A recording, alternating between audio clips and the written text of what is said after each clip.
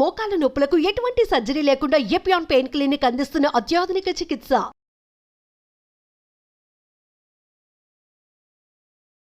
Welcome to Suman TV. నేను మీ నవీన్. ఏంటి చైర్లో కూర్చొని ఇంట్రడక్షన్ ఇస్తున్నారు అనుకుంటున్నారా? చాలా మంది కూడా వెయిట్ తగ్గడం కోసము జిమ్ సెంటర్లకు వెళ్ళడానికి టైం లేదు, అదేవిధంగా యోగాసనాస్ చేయడానికి టైం లేదని అంటుంటారు. కానీ మాస్టర్ గౌతమ్ గారు వచ్చేసి మీరు కూర్చున్న పొజిషన్లోనే బ్రేక్ఫాస్ట్ ముందు, అదేవిధంగా లంచ్ ముందు, తర్వాత డిన్నర్కి బిఫోర్, సో ఇట్లా ఈ 3 సెషన్లలో ఏదైనా సరే కనీసం 2 సార్లు అయినా రోజులో చైర్లో కూర్చుని చోటే కొన్ని ఆసనాస్ చేస్తే మీరు వెయిట్ లాస్ అవుతారంటున్నారు. సో అవి ఎలాంటి ఆసనాస్ అనేది సార్ని అడిగి తెలుసుకుందాం. హాయ్ సార్, నమస్తే అండి. సార్ నమస్కారం సార్, సిట్టింగ్ పొజిషన్ చూస్తేనే నాకు ఒక వెరైటీగా అనిపించింది. ఫస్ట్ థింగ్ ఏంటంటే కూర్చున్న చోట ఎట్లా వెయిట్ లాస్ అవ్వచ్చు? సార్, ఈ ప్రపంచంలో ఎవ్రీథింగ్ ఆప్టిక్సే కదా, అంటే కళ్ళకు కనిపించేదే మనం చూస్తాం. సో ఇప్పుడు మీరు ఆల్రెడీ ఇంతకుముందు మీరు ఇంట్రడక్షన్లో మాట్లాడారు, ఏంటి జిమ్కి టైం లేదు, లేదంటే యోగా సెంటర్కి, లేదంటే యోగా క్లాస్ అటెండ్ అవ్వడానికి టైం లేదు.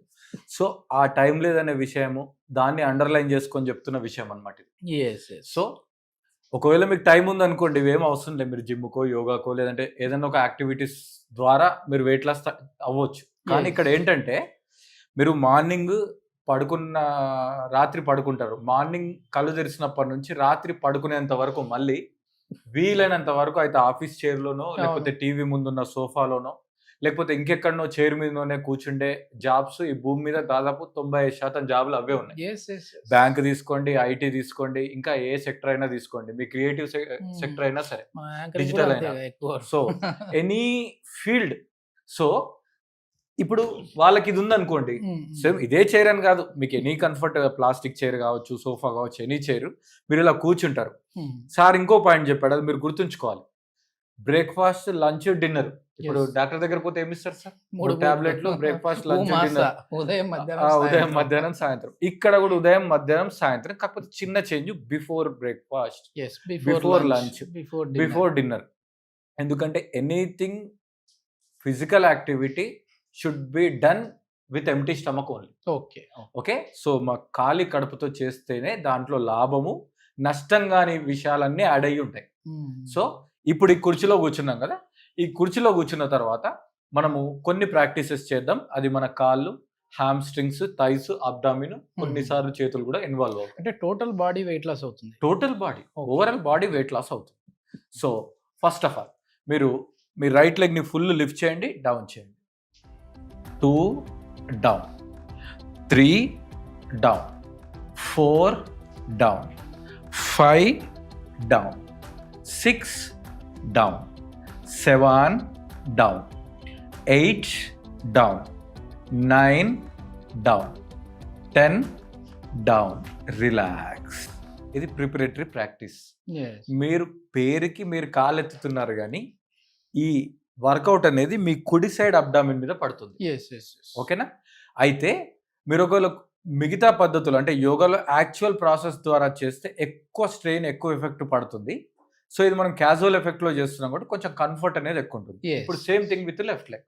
1 down, 2 down, 3 down, 4 down, 5 down, 6 down, 7 down, 8 down, 9 down, last 10 down. Relax. ఇప్పుడు next practice, right leg, left లెగ్ని మళ్ళీ ఇండివిజువల్గానే చేస్తున్నాం. మీరు రైట్ లెగ్ని ఇలా ముందుకు తీసుకొని స్ట్రైట్గా, ఓకేనా?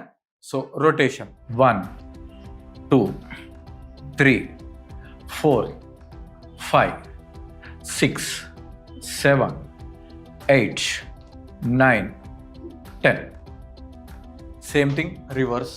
10 9 8 7 6 5 4 3 2 1. రిలాక్స్. సో రైట్ చేసినట్టే మనం లెఫ్ట్ కూడా చేస్తున్నాం. ఓకేనా?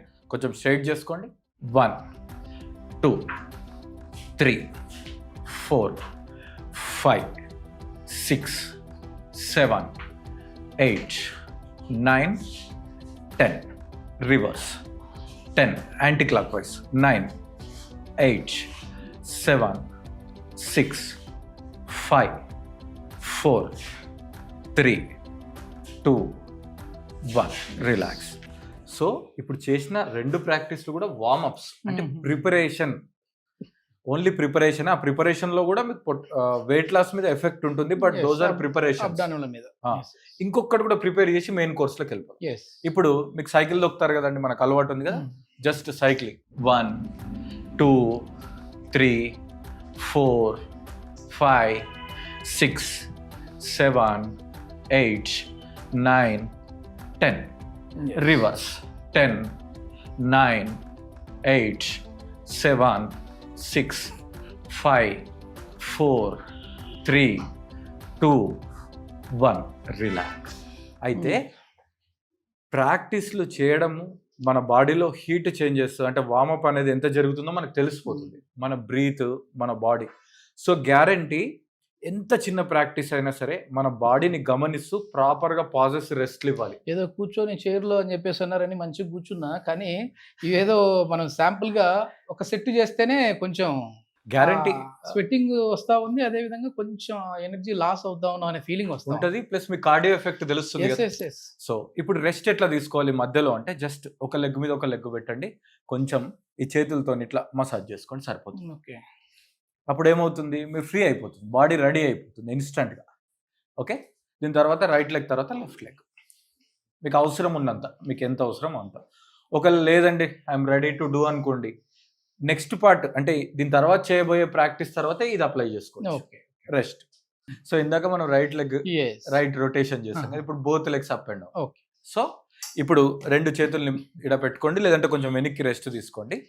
ఇప్పుడు చూడండి, ఇది జాగ్రత్తగా చేయలేదు, కంప్లీట్గా పొట్ట మీదనే పడుతుంది. Both legs up, both legs down, 2 down, 3 down, 4 down, 5 down, 6 down, 7 down, 8 down, 9 down, 10 down relax. Okay, so both legs up and down అనేది main part of the practice. ఇప్పుడు మనం బోత్ లెగ్స్ సర్కిల్ క్లాక్ వైజ్లో and anti క్లాక్ వైజ్లో చేస్తాం. చూడండి ఒకసారి. సో 2 కాళ్ళను కూడా ముందుకు తీసుకోండి, ముందుకి 1, 2, 3, 4, 5, 6, 7, 8, 9, 10.